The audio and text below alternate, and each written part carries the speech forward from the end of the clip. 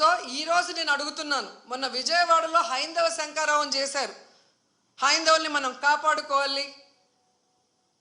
మరి ఈరోజు ఇంతమంది హైందవ భక్తులు చనిపోతూ గాయాలవుతుంటే ఎక్కడికి వెళ్ళారు ఈ పీఠాధిపతులు? ఇప్పుడు బయటికి రండి, బయటకు వచ్చి తిరుమల పవిత్రతను కాపాడండి, అక్కడ చనిపోయిన వాళ్ళ కుటుంబాలతో మాట్లాడండి, ఆ చనిపోవటానికి కారణమైన ఈ ప్రభుత్వాన్ని, పాలక మండలిని నిలదీసి వాళ్ళ మీద క్రిమినల్ కేసులు పెట్టేంత వరకు మరి ధర్నా చేయండి. ఎందుకు మాట్లాడట్లేదు? అలాగే మీరు మొన్న చూస్తే అసలు లడ్డూలో కల్తీ జరగకపోయినా వీళ్ళు చెప్పిన అబద్ధాన్ని వీళ్ళ కూటమి ప్రభుత్వంలో ఉన్న బీజేపీ మాధవీలత గారు వందే భారత్ ఎక్స్ప్రెస్లో భజన చేసుకుంటూ వచ్చి ఎన్ని రకాలుగా మాట్లాడిందో మనం చూసాం.